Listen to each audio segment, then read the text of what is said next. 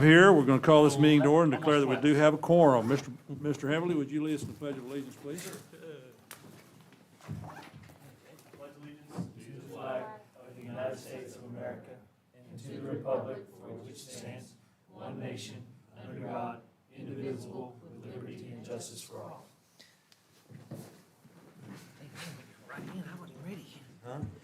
Okay, item 4, discussion Mr. possible Mayor, action I on believe removal. there's a number 3.5, a 3A. We need to congratulate both you and your spouse on 50 years of wedded bliss. Happened last week. If we could get a small round of applause for the mayor and his lovely spouse. Somebody asked me today what I do to make it last that long. I said, just what I was told. Thank you. Discussion on possible action on removal of any item from the consent agenda. If not, we'll take a motion to approve the consent agenda. I make a motion. Second. Moody, Yes. Bailey, Yes. Mendiola, Yes. Hamilton, Yes. Martins. Yes. That takes us to item 7, which is discussion and possible action on transferring the certificate of title for one 1997 Ford fire truck with equipment, VIN number as listed, to Central Fire Department. Any discussion? Gentlemen, this was obviously the vehicle that was out, special. We wanted to pull this one aside and give fire department's first hack at it, and this was a sealed bid that Central Fire Department won. All right, well, I make a motion to authorize the transfer of a certificate of title on a 97 Ford fire truck with equipment to Central Fire Department. Second. Moody, Yes. Hamilton, Yes. Bailey, Yes. Mendiola, Yes. Martins. Yes. Item 8, discussion and possible action on purchase order number 106233 issued to Joe Cooper Chevrolet of Yukon, Oklahoma, in the amount of $109,560 for the purchase of two 2025 Chevy 1500 Tahoe four-wheel drives for the police department. Gentlemen, both this one and the next one are the Tahoes that you authorized as part of the budget. This is just the actual purchase of those vehicles. Make a motion to approve purchase order number 106233 issued to Joe Cooper Chevy of Yukon, Oklahoma in the amount of $109,560. Hey, So- what's the time frame on these? They're available, I believe. Yeah, they're available right now. Yeah. Okay. Second. Hamilton, Yes. Mendiola, Yes. Moody, Yes. Bailey, Yes. Martins. Yes. Item 9, discussion and possible action on purchase order number 106232 issued to Sequoia Screen Print of South Oklahoma in the amount of $29,838.54 for the upfit of the new patrol units. Make a motion to approve purchase order number 106232 issued to Sequoia Screen Print of Salisol in the amount of $29,838.54. Second. Hamilton, Yes. Moody, Yes. Bailey, Yes. Mendiola, Yes. Martins. Yes. Item 10, discussion and possible action on staff's request to declare certain vehicles, equipment, appliances, and materials as surplus for the purpose of conducting an auction. So gentlemen, we're tracking that it has been since 2021, since the city's had an auction with excess equipment. This is we had a tremendous success last time. We did a actual, honest to goodness, live auction. So that is what the proposal is this year, to do a live auction with the equipment that you see on the attached list. And that is everything from individual vehicles to lot items of the old water meters that were taken out.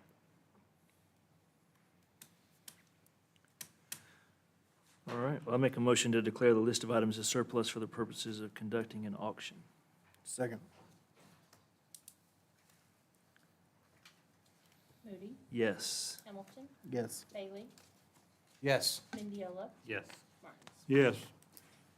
Item 11, discussion and possible action on ordinance number 2025-14, which is an ordinance adding section 102-262 to chapter 102, article 5, division 4, and adding section 102-291 to chapter 102, article 5, division 5 of the South Dakota ordinances by permitting specific use businesses in residential zones within the city of South Oklahoma by establishing conditions and limitations, including a severability clause, repealing all conflicting ordinances, providing for codification. So gentlemen, this is basically setting restrictions on home businesses, specific kinds, what's allowed, and then what the parameters are under which those businesses operate. So for instance, And gentlemen, correct me if I'm wrong, I don't have it specifically in front of me, but they can have one customer at a time, or is it two? One customer at a time, and they were only allowed to have more, and only up to one employee, but that all had to be approved. So again, just setting restrictions on home businesses, make sure we're actually not running a full-up storefront in the middle of a neighborhood. Is this an issue now, or is this preemptive? This is, I believe it's preemptive, because it has come up, there are folks running businesses out of their homes, which is perfectly fine, we just need to have restrictions on them, make sure they don't create a traffic jam or an issue to first responders. We've had several incidences where we run into individuals who were operating a business in their home, and we had to tell them they had to shut it down. We didn't have an ordinance that covered that or allowed it. And this is just covering, we did have one individual request to meet with planning commission and discuss this ordinance. So this is the result of that initial meeting that we started with that individual for her in-home business. She currently is still in her building and that she had, and if this passes, she wants to move to her garage to operate. She has a dog-driven business, and she wants to move to her garage. So we did the lady that was gonna do the therapy, or was it the, like where they bring their kids to meet their parents down here? I think that was, I mean, That that's was a not in a rezoning. home, that's in a, yeah, that was in a commercial. Did we rezone that for that? Yes. That was a. We had to rezone that. Okay. We rezoned that, that was in a office that had operated as an attorney, but when she bought it, that's the first time we've really discovered that it never was rezoned to commercial. Okay, She wanted to rezone it to commercial because it's gonna be business use only. okay, okay. Well, I have a question. How does this apply to daycare centers that are operating out of homes? Daycare centers are already covered underneath residential zoning. We did that, probably 10, 12 years ago. We did that through cooperation with the, Oklahoma Department of Health, who governs, in-home daycare. So basically, we adopted their rules and they have to meet certain criteria that matches the state of Oklahoma. So we're good on that issue? Yes, sir. Okay.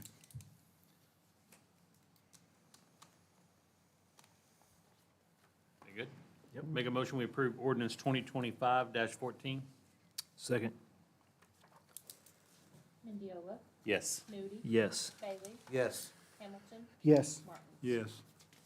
Okay, item 12 is discussion and possible action on resolution number 2025-12, a resolution of City of Southsalt employer name casting a vote for trustee of the Oklahoma Municipal Retirement Fund to fill the expiring term of District 2 trustee representing the entire membership. So gentlemen, we recommend Greg Buckley getting our vote. He and I spoke briefly at the CMAO conference, and honestly, he's the only one that came and asked. He's a city manager, has been a town administrator for Carlton Landing since 2019. So I believe he's more than qualified to fill the position. Make a motion to approve resolution number 2025-12. Second. Hamilton, Yes. Moody, Yes. Bailey, Yes. Mendiola, Yes. Martin. Yes. Item 13, discussion and possible action on purchase order number 106278, issued to Storm Sirens, Inc. of Norman, Oklahoma, in the amount of $36,930 for the purchase of one Century Model 14V/B stationary warning system with a two-way fiber optic control. So gentlemen, you approved this as part of the budget, but this is the actual purchase order. We are doing this sole source, all cards on the table, we are doing this sole source to ensure that this piece of equipment integrates into the rest of the system. It does match the rest of the system. This particular model actually has an upgraded battery pack, that's the difference between them. But the siren itself is the same and is part of the integrated system that we already have. This will go out west, and this will complete the system that, as planned. Out west in Blakely, where exactly, That's out by the food distribution center for Cherokee Nation. It's Thank you. in the field to the east of it. and we do have permission from Cherokee Nation to put it up there. That's what I was gonna ask, where it was gonna be stabbed, where it was gonna be put. Yes, sir. I make a motion to approve purchase order number 106278 in the amount of $36,930. Second. You sit on the side. John. Oh, yeah. Bailey? Yes. Mendiola? Yes. Moody? Yes. Hamilton? Yes. Yes. Item 14, discussion possible action on City of Southside Administrative Policy Number 7.005.00, which is revision 2 of the water leak adjustment policy. So gentlemen, our current water leak adjustment policy deals only with water leak. So as most of you know, if you have a water leak, your sewer rate is also based off of your water usage. So what this does is takes that into account and takes that into account and adds reimbursement or forgiveness of sewer rates as well. So your sewer rates, if you've been here for more than a year, the sewer rates are based off of your water usage between November and March. So if you were to have a leak between November and March, that water usage would be reflected in your sewer rates. This change takes that out. Says it will remove the entire amount of the water lost during that leak and take it off. Ensure we don't figure that into your calculations. If you're here for less than a year, your sewer rates are month to month. So this would also allow you to recoup some of that money lost due to water loss on the sewer side. Say less. I make a motion to approve administrative policy number 7.005.001, revision 2, water leak adjustment policy. Second. Bailey? Yes. Moody? Yes. Mendiola? Yes. Hamilton? Yes. Martin? Yes. Item 15, discussion possible action on Planning Commission case number PC 2025-002, a replat of Fairview Edition by 55 Properties LLC.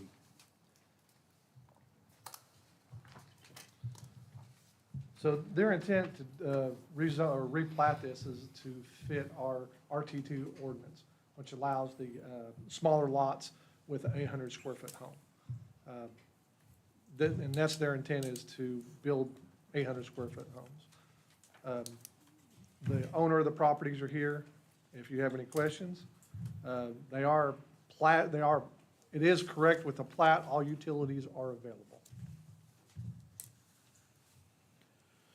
Question, discussion? So, And I think he showed some papers of what he's wanting to do as well. Several of us have been out there to view it. I don't have a problem with it. I think it's a great addition to the city. They're quality-built homes. My only issue is the standard and ownership of the alleyway behind. You know, putting a gravel road, I think, is the idea to bring in parking behind the houses. But making sure, like, it's my understanding that we don't have a standard for a gravel road. We do not.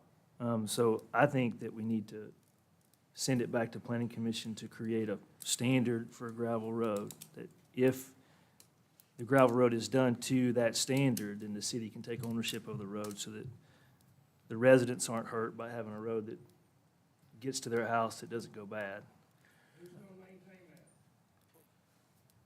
So my thinking, and I've been a part of developments like this before, some cities will do, and I'm just making a suggestion, some cities will do where the developer will own the road, maintain the road for at least 2 years before the city would take it over.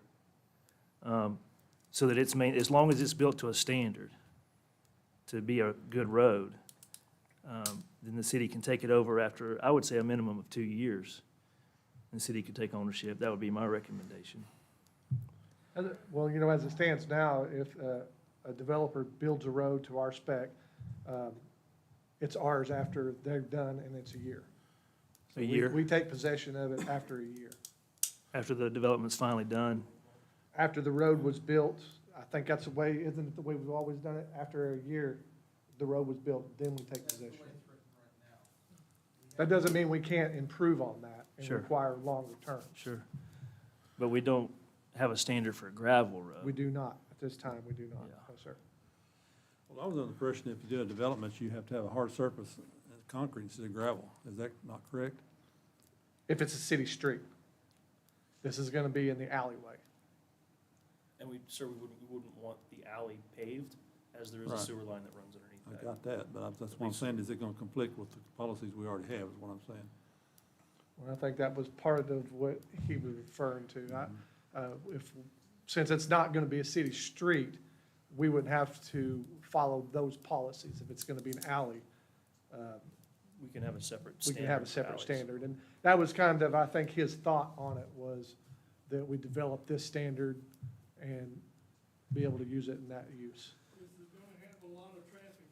Sir, you're not, I'm sorry, but you're not on the agenda, so you're not allowed to talk. I'm sorry. Sir, It, is it worth clarifying, because what I'm hearing is if this road is built to standard, then, or the alley is built to some gravel standard that needs established, then the city will take ownership over after a year. But it's not that if this road is, or this alley is built to an established standard, it's, you have to build this alley to an established standard. So there isn't a, if you do it this way, we'll take it over for a year. It's, you can't provide a primary entrance to a residence that's not to this standard. And that's how we'd write the ordinance, Okay. is to enshrine the standard and the requirement. Okay. So that, one, there is a requirement that it has to be a gravel road instead of paved, built to this standard, and then we'll take it over after a year or two, whatever the case may be. Prevents a developer from coming in and say, yeah, the city's, it's platted as an alley. Well, it's grass. Yeah. And we're not gonna do that. But yeah, that would be the goal, from what I'm understanding from everybody, is, hey, look, we enshrine a standard, and we hold the builders to that. Well, I think the alternative of having the entrance in the front is less than ideal. I think the alley is definitely the better solution. We just don't have that established standard yet, and we Correct. need that. Yeah. And a parent, or excuse me, a companion ordinance that we need to develop is one that limits on-street parking, given certain widths of the street. Really, if you're blocking an entire lane of traffic, you become a traffic hazard. So we've got to change or address our ordinances to specify streets have to be wider than X to allow on-street parking. and that is a problem already in certain parts of our town, where the people are parking and blocking the streets because they park every night. You know, they park in that street every night, and they block the streets and traffic can't flow. So that would be a good thing to maybe do all this at one time and develop policy for that too. Yes, sir. So, I do know Brian and Keith and I have talked about it. There is some ordinances that allows the city manager to determine whether there can be no parking on a street. But we're gonna, instead of that, leaving that up to the whim of a person sitting in my chair, we're gonna put it in ordinance and have it black and white. do you have a comment? What determines an alley from an easement? An 'Cause I'm- alley, actually, the alley is owned by the city of Southall. Okay. An easement is owned by the property owner. So it's a different, that's the difference. Right. What determines it is the surveyed Yes. property.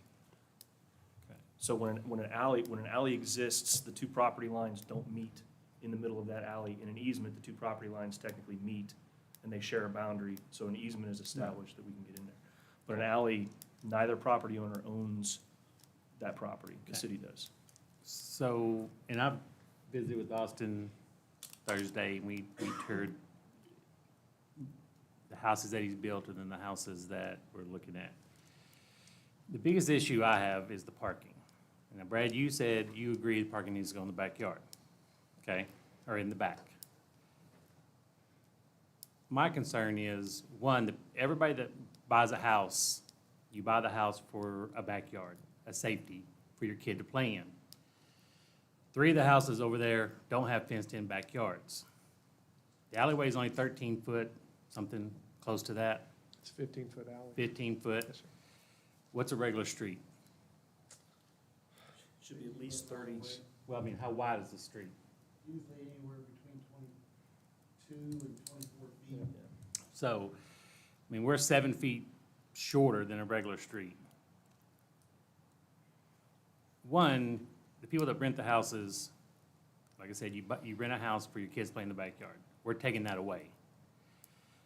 You can't tell me that anybody would want a road to come in their backyard, in your neighborhood. 2, The houses on the north end, there are fenced-in yards on the backside. I still see it hard to back out and not hit the fences. Because you only got 13, 15, you say? It's 15 foot. 15 foot, okay? It's gonna be hard to back out. I know Austin's talking about making the driveways longer to give a little bit more room to get around the second car next to him, but I still think it's gonna be very difficult. There are 5 utility poles that are in that alleyway that run down the right-hand side that nobody's gonna move. I mean, they're right on the edge of the line, okay? The houses, I think the houses will be a great improvement to that area. I don't have a problem with the houses. I don't think they're gonna decrease value. I think they're probably gonna help the value because it's, some of the houses that are over there. My biggest concern is we're putting a road behind somebody's house. So now the people on the west side have traffic in front of their house and behind their house. 2 cars a house, that's 20 cars. Like me and Nelson talked about, they're all not gonna be coming and going all the time, but still, that's a lot of traffic down that road. There'll be more traffic on that one road than there is almost from Port Arthur to Iowa, if you count cars. You're gonna have 20 cars in that one little section. There's not that many all the way down, most houses down through there. So, again, my biggest concern is the parking. I don't like it in the back. I know we talked about, there was conversation about making it one way. And that was what Planning Commission recommended, that would be a one-way. One way from Iowa From to Scott. Iowa to Scott, yeah, correct. So most of the people know that if you lived on the north end of that neighborhood, on that house, tiny house, and you're 50 feet from Scott Street, you're probably gonna try to come the wrong way. I don't think you're gonna be able to keep it a one-way street, in one way in, one way out. That's my biggest concern, is really just the driveway in the back. I think that's a bad thing. I think we're gonna be backing into people's fences, we're gonna be backing into people's yards. I think there's gonna be, I don't know. That's where I'm at. Unless y'all can think of a better way to do it, I don't see it working in the alley. We've already approved the first edition he's doing, Yes, and so that's already been approved, and we're already doing that. So yes. In my mind, the questions that need to be answered, I'm kind of like Kenny, I think it needs to go back to Planning Commission for further discussion about some of these widths and quality of the road and all that, and also the parking in the front. So, I don't know, were you thinking we might want to table this for a month and send it back to Planning Commission? What's the pleasure of the group? I think if we table it, it stays at our level, is that correct? Or we need to send it back for sure. I think, and my recommendation would be to send it back. Yes. Yeah, vote to send it back. I would make a motion to send it back to Planning Commission to look at and address these parking issues and revisit it, and also work on these ordinances and creating a standard for a gravel road. We still need that either way. You've seen how tight the parking was with the homes there with parking in front. So if ultimately the recommendation is parking in front, then that becomes an absolute necessity to have an ordinance saying you cannot park in the street. Sure. Because if there's a car, that road is narrow in Sure. front. So if there's a car parked there, that's not happening. This is like yours. Huh? This Yeah, is like your maybe. car. The ladybug might get out of there, but that'd be about it. And we're all very thankful that Austin is trying to create some quality housing for our folks. We appreciate what he's trying to do with all that, but we've got some questions that need to be answered, I think, and so do you have a motion on the floor? Yeah, I'll make a motion to table this from our end and send it back to Planning Commission with the direction to revisit this, especially the parking issues that we have, questions we have, and also create the standard, work on directing staff to create the standard, and work on the ordinances that we've, Is table in the right word? Um, Table it, you're still leaving it in your window. well, You want to send it back? send it back. Send it back. to Yeah, Planning Commission, sorry. sir. You're right. And that's looking at ordinance on the gravel road Ordinance on the gravel road, creating a standard for gravel road and also the street parking. And the on-street parking. and off-street park, yes, sir. I don't understand how many different ways you can make a gravel road. I've built airports and some roads, it's gravel. Well, sure, but you could also just throw gravel on the grass. If you build it to a standard, you're building it to a standard that the city accepts. Correct. Yes. So it should hold up where just a gravel road should. Right. Kind of like Take our care of it asphalt and and wash down. concrete roads. It's engineered, designed to stand up to traffic. Gravel with fill in the blank size. Size Yeah. would be the only difference I could see. Well, and then is Foundation. it compacted, is it not compacted, things like that. It just, having an engineer tell us exactly what it's gotta look like, and then we can hold developers, and they can make their choice. I mean, that may help. I mean, if this is cost prohibitive to make a gravel road this size, it may influence developers on how they approach this situation. Can we not ask a question? Sir, you're not on the agenda to speak, I'm sorry. Kenny made the motion, correct? Yes. He did. Second the motion. Moody, Yes. Hamilton, Yes. Bailey, No. Mendiola, Yes. Martins. Yes. So that means we'll have to table item 16, correct? Send it back down to planning commission. Yeah. A motion to do that. So 16, we'll have to do a discussion possible action on planning commission case number PC 2052-003, a rezoning request for that property. So we're going to vote to send it back also. If that's the case, I'll make a motion to send this back as well to planning commission. Second. Moody, Yes. Hamilton, Yes. Bailey, Yes. Mendiola, Yes. Martins. Yes. Thank you.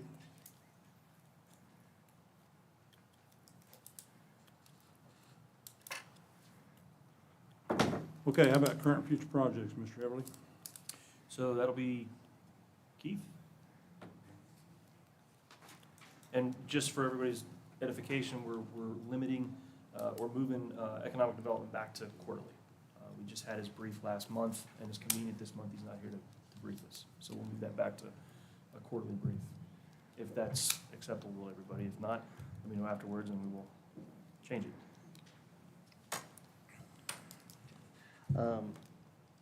Aquatic Center, we're still working on the punch list to get it completed.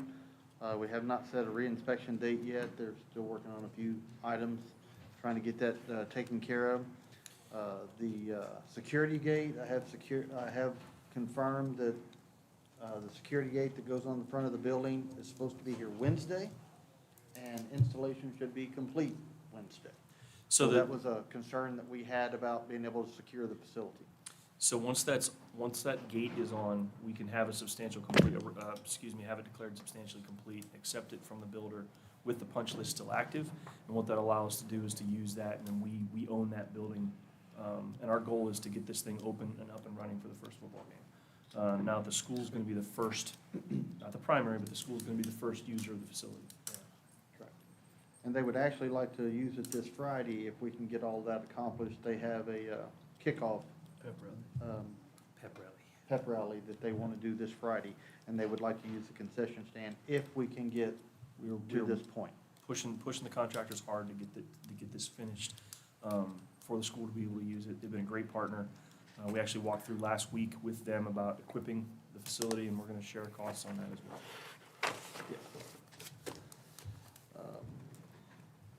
The pool contractor poured some more concrete today. We got some more sidewalks around the splash pad site. They will be setting up for another pour to take place tomorrow. That will take place over in the east corner of the facility. That will tie into the new concrete that the school has poured and complete a large section of that concrete that will join the two together. We've also made arrangements that once that cures out, The pool contractor is supposed to start putting fencing up so that we can secure the facility better with chain link fencing. The school is also putting up chain link fencing at the time so that we can secure the facility a little bit better. We are scheduled for shotcrete, which is one of the finishing touches that you have to put on the swimming pool before you put the final coat on, to take place Wednesday as well. And they plan on starting early on that. That is a very important task that's got to be done before they can put, like I said, the final coat on the swimming pool, which will start changing the appearance greatly. Like I said, we're trying to get it to where we can start fencing off the entire facility is what the end goal is by getting all this done at that point. Lift station number 4, Country Club Lift Station, coming along very good. We've had great work with the contractor. The wet well is in, the generator pad has been poured. Blakely and his crew have run the electric to the location.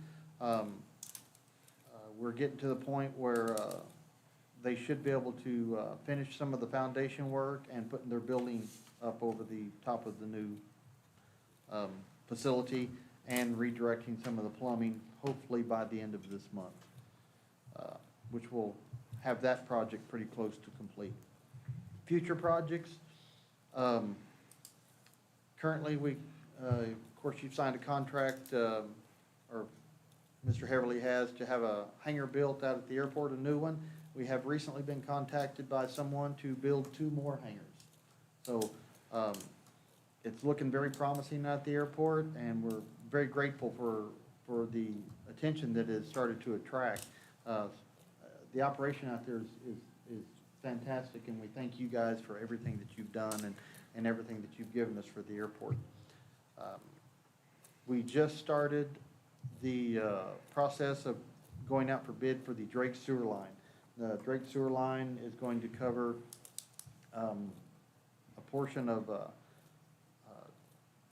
the Drake Prairie Sky Estates, which is just past Prairie Fire. And this will allow them to utilize the first 6 lots for gravity flow sewer, and then plan for additional gravity flow sewer in the future for the remainder of the subdivision. So, and that portion will be on the contractor. This was what was promised by former city manager, and so we'll have that project complete, and that will complete everything that the city was obligated to do in that location once they annexed in. And just to be clear, we're not running sewer all the way down Drake Road. You can only go so far because of depth. So the rest of when it is developed, we'll have to tie in further east on the line, or run it straight down, but it won't go basically past the big black house that's out there. Yes, the first house that you'll see out there, yes. That the next 6 lots on the road would have to be lift station pumped to the facility. More than likely, the way it looks, everything to the north though, gravity flow could be extended out, and everything to the north could gravity flow into this sewer system. So with that that's got everything complete. If you have any questions on any projects, I'd be glad to answer them. Were there any projects that weren't mentioned? Any projects that you want to know about? Holiday Inn, Yes. waiting. So we are currently working with the contractor on, with his funding sources, and some possible incentives that I can't get into. But we are in active talks with him. It's not a done deal, but we feel fairly confident that we can put together a plan that works for both organizations. And Ollie's has officially began their remodel of the building at the Eastgate Shopping Center. Good. Just so that you're aware of that. Okay. Did that answer the question? Yeah. I'm sorry, sir. Okay. Thank you. Thank you. How about a financial status update? Did you have something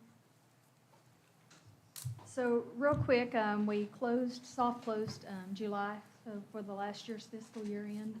And auditors, as of last week, have pulled the trial balance and have begun their work. So coming up, whenever they get all of that wrapped up, they'll be giving you the year-end outlook. I feel like everything closed pretty promising. What I have for you tonight, though, is July's statement. We should be at 8% of our budget with the beginning of, with just 1 month in the books, and we are at 8% revenues and expenses on the general fund, so we're tracking right on schedule there. And as far as SMA, our taxes are 8%, telecom is 9%, sanitation landfills 9%, electric services 10%, water and sewers 9%, and the overall average is 8% on the revenues for SMA, with the expenses at 7%. Our sales tax for July was a little bit under what we started the year last year at. Last year, we were at $714,000 for sales tax alone, and this year for July was $675,000. And then the use tax, of course, it varies. We don't really compare a whole lot on the years prior for that, but it was a comparison of 97 last year and 70,000 this year. So we did start off the year a little bit less than, but I don't anticipate that to really be a determining factor of anything going forward. So, do you have any more questions? Okay, thank you. All right, Mr. Heavily, how about your administrator report? All right, upcoming events, August 18th is the first joint meeting between the Planning Commission and Olson with you all. It will be an official meeting from 6:30 to 8:30 on the 18th. So that is, that will be an official meeting, so everybody's invited. On the 19th is when they'll be doing work with the staff from 8:30 to 2. And then as you see, there's a visioning workshop from 4 to 5:30, and that's where we are highly encouraging everybody that's part of the stakeholder group to attend that meeting and move through that process. That is the first meeting that the stakeholder group is asked to attend. I believe there's 4, George isn't here, there's 4 throughout the year that we're asking them to attend, and that's one of them. And all of that, again, is moving our comprehensive master plan through the wickets and starting to develop it. Excuse me, September 8th is our next regular meeting. And the 24th to 25th is a planning charrette with stakeholder meetings from 9 to 12, that on the 24th, and then 3:30 to 4:30 on the 25th, and then a public open house, one of the first public outreaches, no restrictions, anybody's welcome to come in that evening from 6 to 7:30. I believe all of those are going to be over at the Wheeler Event Center. So again, on the 25th from 6 to 7:30, everybody is welcome to come and see what's been done, as well as provide input as they feel fit. And then wrapping up future events, October 13th is our regular meeting for October. As far as the reports, the road work is complete. We're balancing the books and making sure we don't owe them any more money and they don't owe us any more asphalt. But the road work is complete. The roads look fantastic. Now just got to keep the ball rolling and the momentum going. The AMI project, so swapping out meters, has been paused. We are working to finish out our surveys of the meters before we bring them back in and turn them loose to install the rest of the electric meters as well as the remainder of the water meters that we have in this first phase. They were able to install approximately 200 electric meters out of the 3,600 that we have, so there is still quite a bit of work to do. But they were moving on to another project that's ready for them to finish yet while we get our ducks in a collective row. You heard about the pool project, the skate park. We are in the process. We've let the engineering firm know, hey, we want that thing designed, hopefully to get out for bid, and with the excuse me, with the goal of turning dirt by October on the skate park. It's fast, but we want to get some work done before the winter and wet weather start to set in the fall and make some substantial progress with the skate park. Soccer fields, had a discussion with the youth league. The timing of the OWRB grant that we applied for, they have not released the awards yet. We're optimistic as we were when we put the document in, but put the request in, but we haven't received word back on that. So in talking with the youth league, we thought it was worth waiting for that $500,000. To not start work, because if we do start work, that type of grant, then we're automatically disqualified if the ground's been disturbed, et cetera, et cetera. So talking with the youth league, we agree that there is, enough incentive, the $500,000, to go ahead and put off work. What that means, and they completely understand that and agree, that we are not going to play soccer in the spring on new fields. Hopefully, fingers crossed, those fields are being built, and it's an incentive, motivator anyway, morale booster, that they'll be able to see the fields being built, but they just won't be ready for kids to play on this spring. And the youth league is tracking, and they're on board with that. Auction, again, targeted, the list that you all approved, the timeline for that is end of September, beginning of October. I know Randy Sizemore has already started working on the vehicles, locating their insurance and titles, and starting to work through the process of identifying those, and starting to work through the process of being able to transfer those titles. And finally, can I see the slide? Kayaks are here, as well as the paddle boards. So out at Brushy, there are additional opportunities for folks to recreate. And one change, the kayak, the price, the company has decided to retain pricing centrally, because every location had different prices for the exact same material across the country. They said, screw it, we're gonna keep it the way, we're gonna keep it one. It was administratively impossible to track. So that $25 that you can see very clearly up there, that is actually for 2 hours of rental. So 2 hours of rental for $25 per piece of equipment. Paddle boards, there are 2 paddle boards out there and 6 kayaks for a total of 8. And we moved the pad that we put in, we actually stumbled into this one. I'm not gonna take credit for it. We stumbled into it. It has room for expansion. If they start renting and are extraordinarily successful, we can add capacity to that as needed. And that is all I have pending your questions. So it's $25? 2 hours. Well, here it says $19.95. That's what the intent was. That's what we started off with. That was for 1 hour. It's actually 25 for 2. What's that? So it's $20 for 2 hours. That's 25 for 2. Okay. I'm sorry. I'm not sure what you were looking at, what document were you looking at? In your notes, Oh, come on, did I screw that up badly? Last page. on the back side of the kayak picture.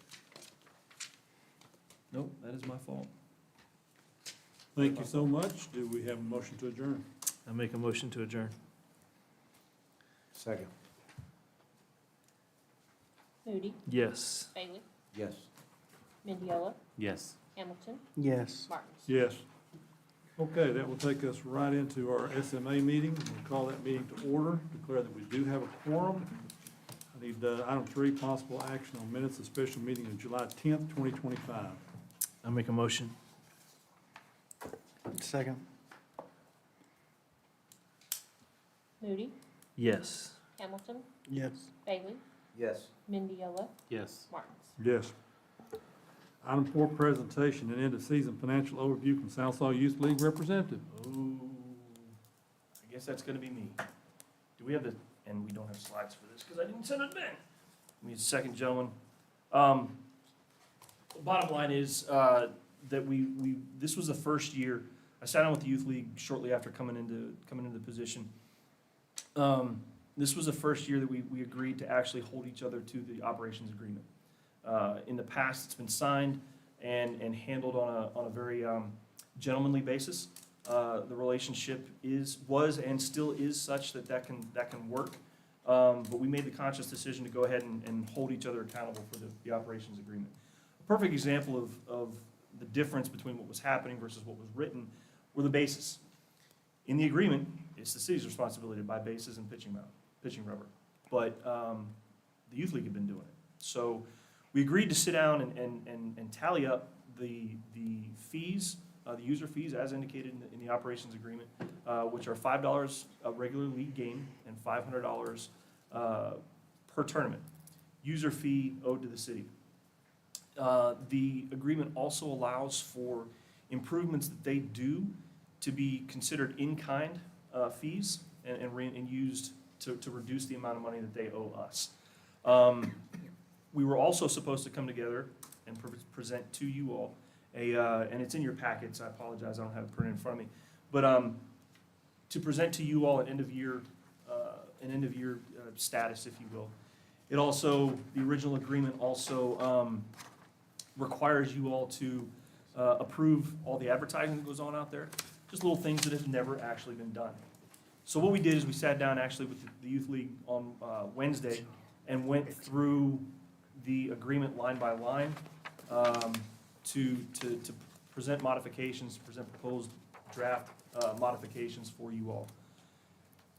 So when we tallied up the numbers, it cost the city approximately $130,000 per year to, thank you, Ben, to facilitate the sports complex.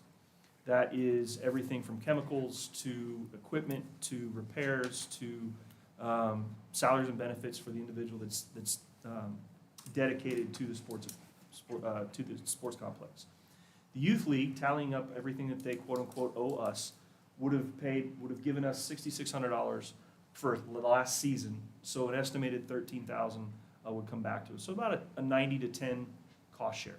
I'm not saying that's good, I'm not saying that's bad, it's just been the first time as we knew that that's been presented to you all.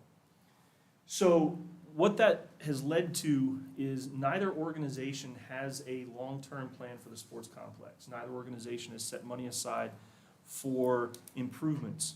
So for example, the soccer fields are being done out of pocket, quote unquote, separately as a separate project, not part of a sports complex improvement plan. So any additional space or any additional capacity that's added to the sports complex is done as a capital improvement and is paid for, as you see there, as we go, as opposed to being planned for and at least paid down by a fund.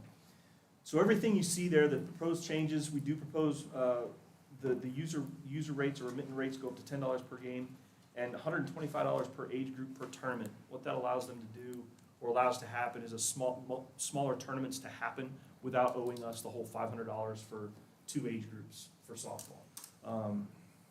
And that worked with them this past spring. That was something we tried this past spring. It still holds the improvements. Anything that they do to the field, any permanent improvements that they make to the field are not only city property, but it also counts towards their remittance fees. So that's really no change to the current document. What it does allow, and the end result is additional funds, more, if you will, are dedicated, earmarked to the sports complex and to the improvement or significant repairs to the sports complex, and that's in partnership with the Youth League. And that's really the end state, that's really the end goal that I personally had, was to ensure that this continues to be a quality, multi-million-dollar facility well into the future. And even though it may seem like not a lot of money, not a huge increase, it does dedicate more money to them and incentivizes, again, through the partnership, that there's money set aside, more money than has been set aside for the actual maintenance or significant repairs or upgrades to the facility. So for example, to replace the lights out there is somewhere between $800,000 to $1.2 million to replace the lights from the current the current gas lights, if you will, to modern LED lights. That's something that's going to come down the future, and it's a huge chunk of change that no one has put money aside to do yet. But this will obviously not get us there in 1 year, but it will start the process, and it'll free up money somewhere. If they're putting money into improvements, then we're not paying for those improvements, and we have money as a city to put into them. And I am open to questions or comments. And I will say, before you all start, it was a great meeting with the Youth League. We have a great working relationship with Jennifer Jones and the rest of the board that met with me and spent a long time last Wednesday going through this. Questions or comments? I got some calls.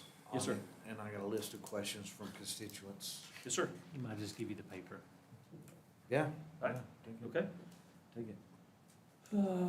But mainly what I got from it is if the Youth League shows a loss, they don't have to pay us anything, correct? And are they being audited? So the audit, the agreement as currently written allows for an audit, quote unquote, by the city. that we would get in and we would look at their books, and it allows for that. And the current one does as well. So that we did not change that in the proposed, draft that you have in front of you. So we can do that. It has never been done in the past. Okay.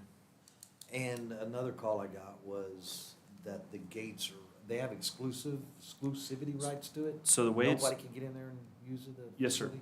So the way it's currently written and the way it's been done and handled since the place opened was that during their seasons, they have, not necessarily exclusive, but they have right of first refusal. Like nothing else can kick them off the fields.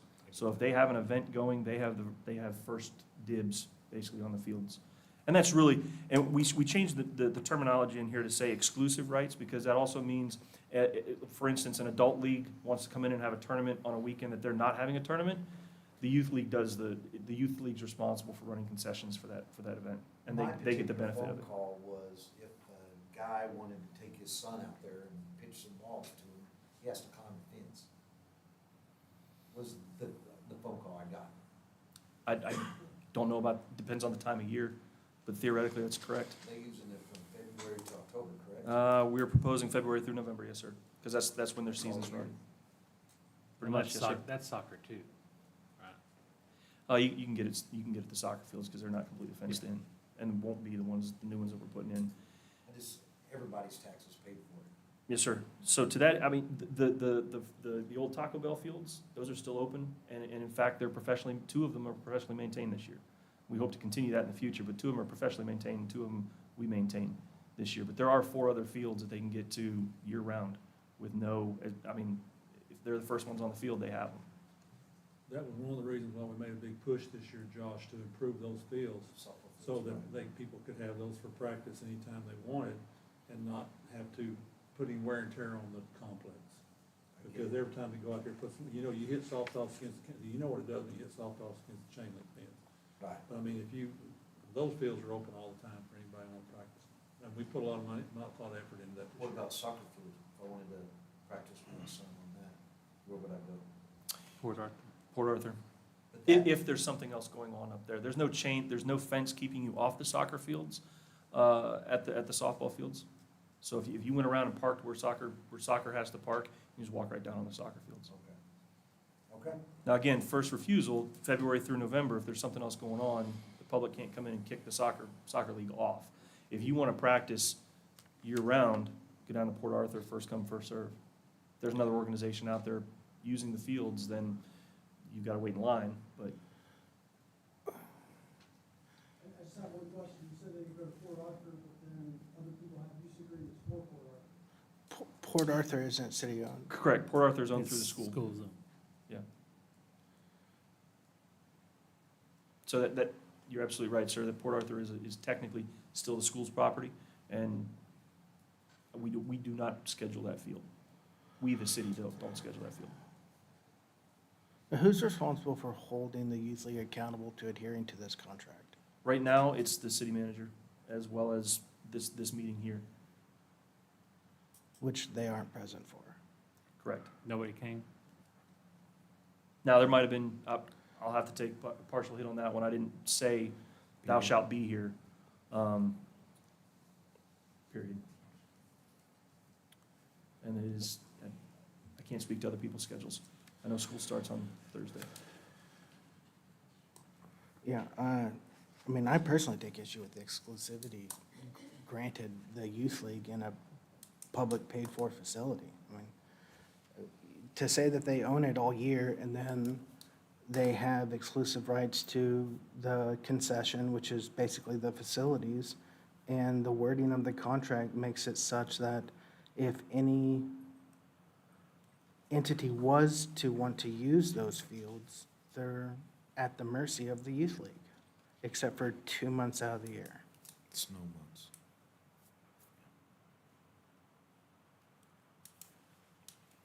Who do we have that works at the field now, at the sports complex? So Daniel, his last name. Daniel works there. We are putting, he's the one employee that's dedicated to grounds.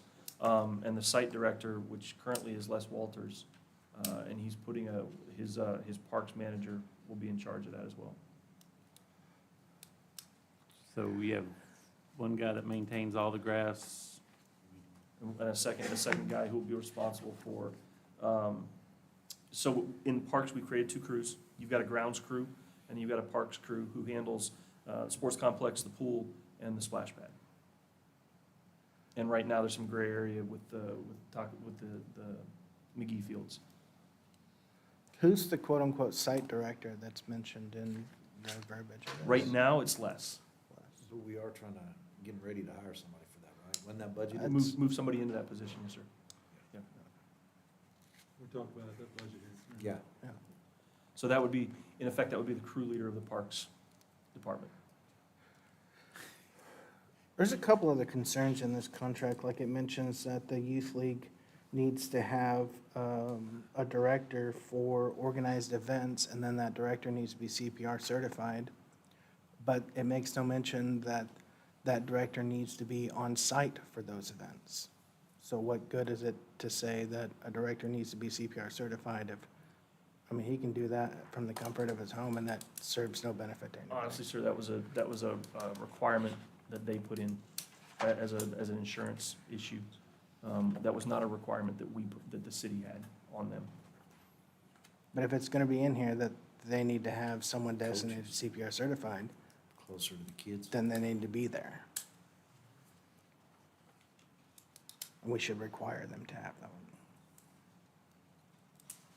And then further in it, it says that the site director, the city site director or his designee needs to be either available in person or phone.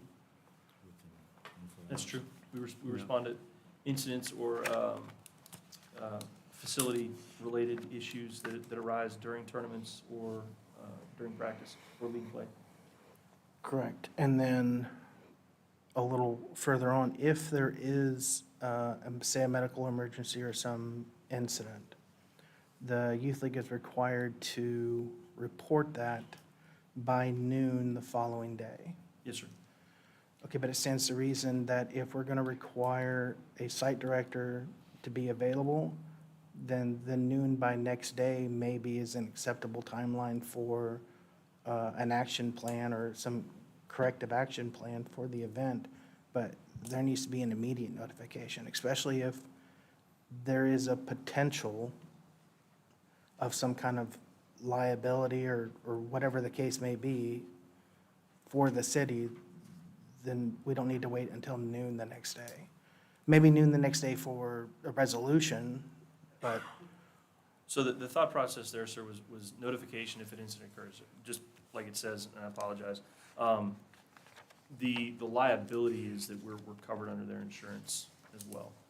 The city and its officers are covered under their insurance as far as liability is concerned. This was not a serious, and we can absolutely change how it's written. The intent was, hey, if little Johnny breaks his leg sliding into third base, then, ambulance comes, picks up little Johnny, and he's off to the races. The city really doesn't need to know anything about that until noon the next day. In all honesty, we do already know there's a dispatch record of it. But as far as them communicating to us, that was the requirement. That was the thought process. We can rewrite it and then any, or address separate address tiered incidents. and then any, in lieu of fees, it was any maintenance or improvements to the facilities. A question was brought up, well, how can we determine whether the reported, say, they're reporting $10,000 in maintenance, and that be that. But any improvement, and the wording in here is anything over 20,000 needs to come to SMA. Anything under 20,000 still has to be approved. So it's not, you just can't say I spent this money on this ghost repair. Whatever that would have been, it would have had to have gotten prior authorization. Correct. So it would have been verified. Yes, sir. And the $20,000, we use my threshold to be able to authorize expenditures as that threshold. That's where 20,000 comes from. I interpret this as the first step towards the right direction, not necessarily the ultimate solution. This is a one-year contract to hold each other accountable and to establish a more balanced relationship between the two. And then maybe August, both parties evaluate that and And make that was- changes as appropriate. Yes, sir. And that was Okay. that was the change. The previous contracts, or excuse me, previous operations agreements had been 3-year terms. We changed it specifically to a year to allow us to change these as they run. Right, so so these things that I'm pointing out, I don't necessarily think it's cause for immediate concern. It's just, I think maybe next time this is evaluated, maybe it's presented to us a little sooner so that we can have an opportunity to review that, or at least be somewhat present for those, for the contract negotiation, or whatever you want to call it, so that we can be a little more involved. So does this have to be approved tonight? You can table it if you want to. I mean, that's not a pressing issue, but it kind of needs to be approved tonight, but we can table it if you'd like and have other changes made. Well, I just, That's item six. the that's paper item that six, Josh item just gave five. Brian, there's a lot of questions, A lot of the exact same questions. kind of the exact Yes, same all thing. of them are. I think the biggest, ever since this came out on the agenda, I think the biggest concerns, from what I've heard from phone calls, actually got some, is the financial part. There's no financial control from what I pick up from everybody else. Money comes in the gate, goes in a box. At the end of the night, you come by and say, hey, I did this, this, and this. I pay you cash money. You go home, and there's no, So they have an operating budget. They have a gentleman on the board who works at a bank that manages their books. As far as getting into the books and going through expenditures and revenues and expenses and all that stuff, we have not done an audit. We've got to keep in mind that they are a private organization, understand they're a partner with us. Right.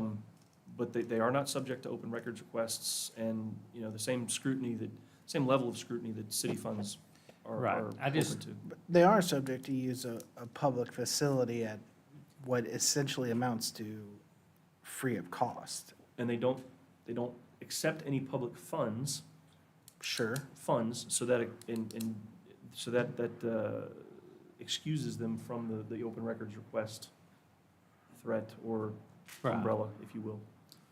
We've all been involved, a lot of us have been involved with Little League organizations, and there's just a certain amount of trust that you have to have with people that the money is, the cash is coming in, the gate's going to the right spot. You just have to kind of trust those people that's gonna happen, because it's hard to have a check system, a control system on that.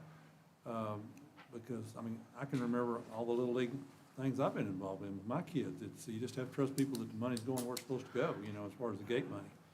And I don't know We're any from a better way to different do that, generation now. Pancho. That's a very difficult pill to swallow when you've been involved with a sport has been severely neglected for several years, and you see the state of those fields that those kids were forced to play in. That becomes unacceptable. Which sport are you talking about? Soccer. Yeah, that's been an ongoing situation for quite some time, and it all comes down to money, and who can afford to do what, so. That's the next item on the agenda, is item 5, a discussion of possible action. And if you want to amend it and answer some more of these questions, or have further input with the city manager, we can certainly table this till the next meeting. that would be my recommendation, and I would like the youth league, somebody from the youth league to be here to answer questions. We've never asked them to come in. They've, Yeah. man, in my terms, I don't know if I've had a youth league representative here.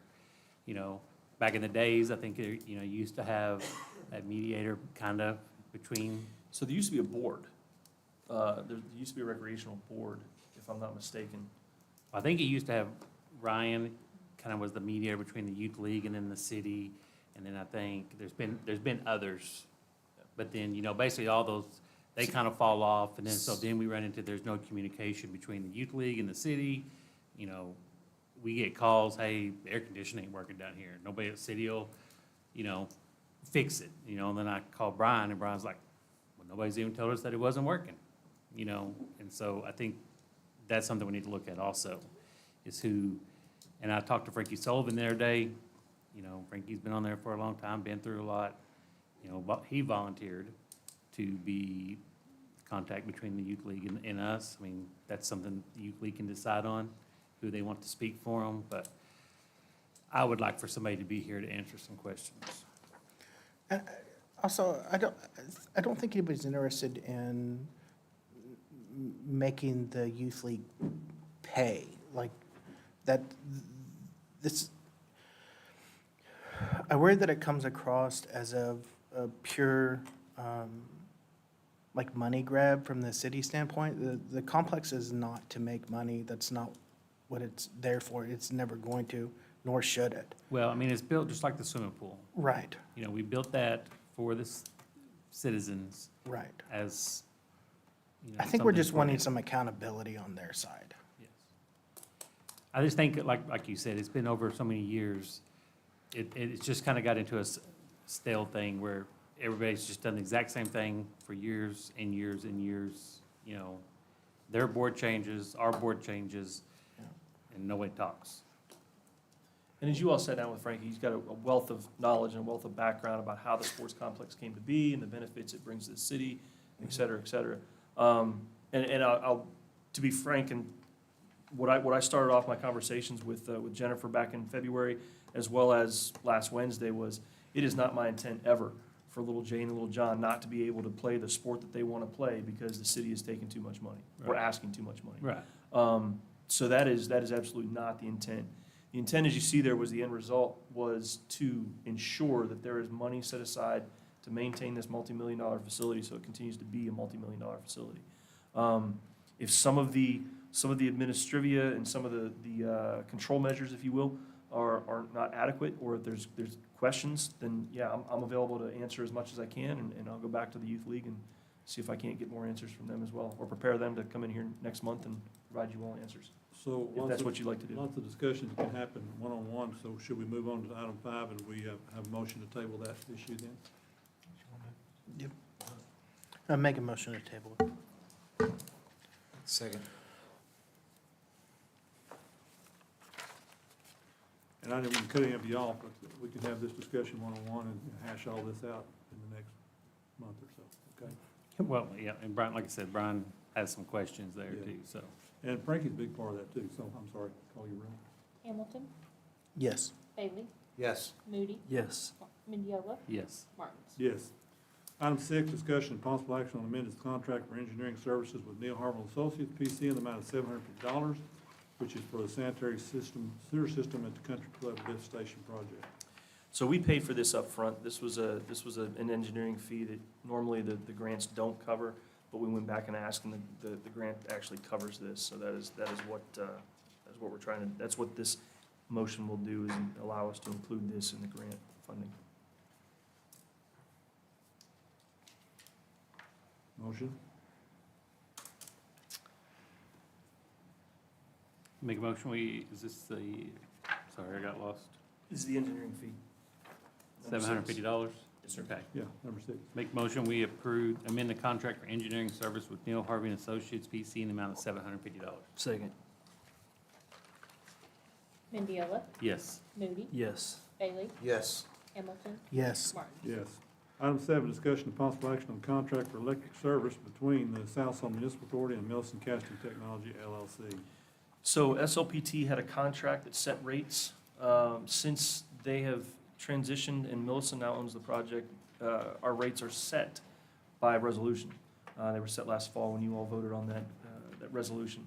So what this contract does is, even though it reiterates those rates, the rates are set by the resolution. The primary purpose of this contract is to make sure all the other details are covered, as far as who owns what, who's responsible for what part of the distribution system, between the meters and their facility.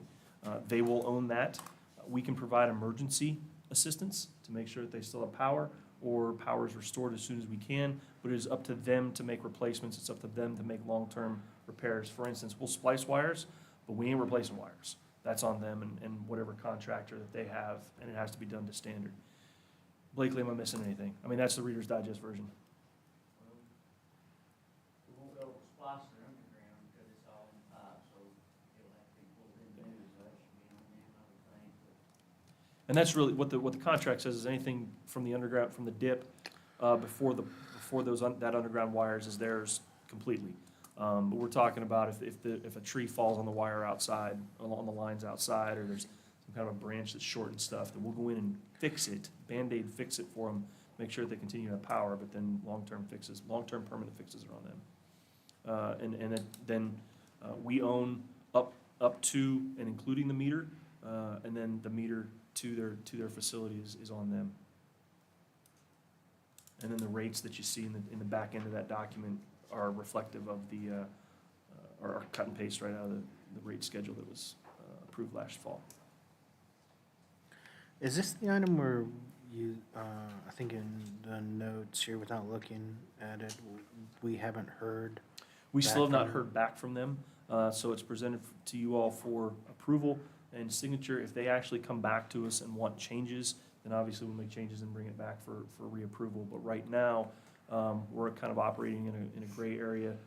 This will allow us to turn them on and make sure that we're continuing to operate at least with our understanding. I'm a little disappointed, to be honest, that we haven't gotten anything back. We have pinged them weekly since we submitted, actually daily, since we submitted this to them, and we'll ping them again here tomorrow when George gets back. Okay. But this has to go all the way back to China and have their lawyers review it and all that good stuff as well, so. I'll make a motion for approval of contract for electric service between SMA and Millicent. The second? Moody, Yes. Hamilton, Yes. Bailey, Yes. Mendiola, Yes. Martins. Yes. Item 8, discussion possible action on purchase order number 106257, issued to SEL Engineering, Inc. of Pullman, West Washington, in an amount not to exceed $80,000 for electric coordination study. So layman's interpretation, what this study will allow us to do is customize some of the settings on the equipment that we have, where right now that equipment is set to factory settings. We bought it, it's set to factory settings, we installed it, it's functioning. We think it is not functioning as efficiently as it could be, and that's what this study will assist us in doing, is make sure that our system is customized, if you will, to the parameters that it's operating under. You want to get any more technical, Blakely is sitting there just dying to get more technical on this. We've got a bunch of new equipment down there, new relays, new breakers, south sub, and this study really truly needs to be done to make sure we install those are correct, and they'll function correctly for the system. And they're also gonna be doing a little bit of work with the North Substation. They'll tie the substations together. Sometimes if it's real cold or real hot, one of the relays up there is not handling the load. So that would have to be adjusted in this also. So when we tie the substation together, we won't get those operations when the amperage gets so high when it's really cold. So it just really needs to be done. We've never had one before, so this will help us a lot with coordination. And this was the study that you were briefed on as part of the budget as well. SEL was the lowest bid, and they did meet the requirements, so we think they're the best option. Motion? Make a motion, we approve purchase order number 106257 in the amount not to exceed 80,000. Second. Mendiola, Yes. Bailey, Yes. Moody, Yes. Hamilton. Yes. Martins. Yes. Item 9, discussion possible action on purchase order number 106231 in an amount not to exceed $285,000, issued to Calix for the purchase of equipment for telecommunications. So this will, bottom line, this will increase our bandwidth that then goes downstream to our customers. Any more technical, Clint can answer any more technical questions.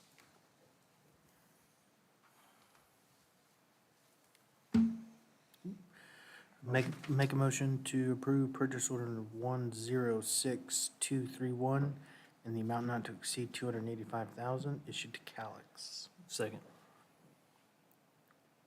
Hamilton, Yes. Moody, Yes. Bailey, Yes. Mendiola, Yes. Martins. Yes. Item 10, discussion possible action on metering services agreement between the Grand River Dam Authority and the South Salem Municipal Authority. So by their policy, any meter that GRDA installs for industrial or large commercial customers, they actually install the meters because we don't have the right size meters for those customers. They charge us for, or should be charging us for. So they've installed these two at Millison, and this is the agreement that will reflect those charges because they also service them as well. They monitor and service those meters.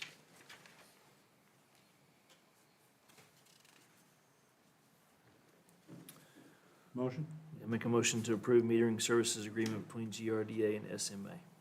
Second. Moody, Yes. Hamilton, Yes. Bailey, Yes. Mendiola, Yeah. Martins. Yes. Got a motion to adjourn? I make a motion. Second. Moody, Yes. Hamilton, Yes. Bailey, Yes. Mendiola, Yes. Martins. Yes.